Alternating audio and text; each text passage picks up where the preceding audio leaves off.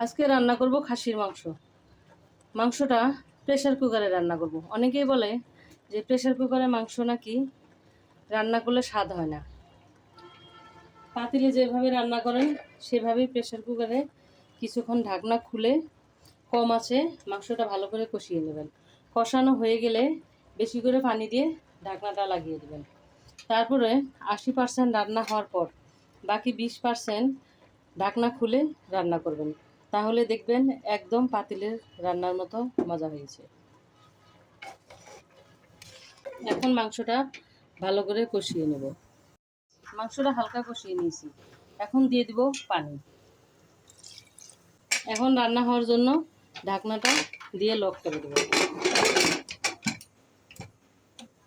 তবে 80% রান্না করব। হয়ে গেল খাসির মাংস ভুনা। এইভাবে খাসির মাংস ভুনা করে খেয়ে দেখতে পারেন, খেতে অসাধারণ।